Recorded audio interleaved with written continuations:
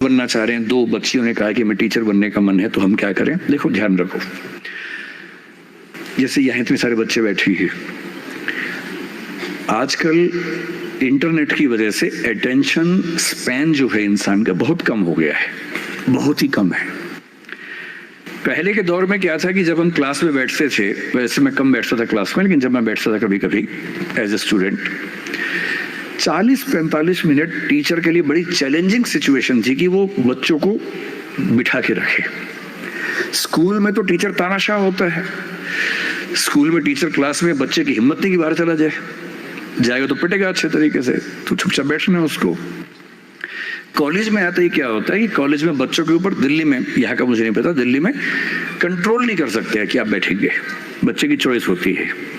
आप पढ़ा रहे हैं, बच्चे को अच्छा लगा तो बैठे, वरना चला गया। बड़ा मुश्किल होता है 40 मिनट में। 10 बच्चे आए थे, 2 ही बचे हैं, 8 चले गए। बहुत डिसहार्टनिंग होता है, दिल टूट जाता है, दिल बैठ जाता है, कैसे करें। और आजकल सबसे बड़ा चैलेंज क्या है? आपने क्लास में कुछ बोला, बच्चे ने खटाक से गूगल किया, बोला सर आप गलत पढ़ा रहे हैं, मैम आप गलत पढ़ा रही हैं, this is the fact, you have spoken wrong. अब 50 बच्चों के सामने किसी ने पोल खोल दिया आपकी, आपका मन कर रहा है कि मैं खून के आंसू, तेजाब आंख से निकलने का मन हो रहा है कि इस बच्चे को झुलसा दूं मैं। अरे क्लास के बाद अलग से बोल देता, सबके सामने बोल दिया, इज्जत भी नहीं रखी। तो टीचिंग की दुनिया आजकल बड़ी मुश्किल है। आज की जनरेशन, जिसको क्या बोलते हैं, जेन जी बोलते हैं आपकी जनरेशन को ना, ये जो बच्चे 21st सेंचुरी वाले हैं, और करना होगा।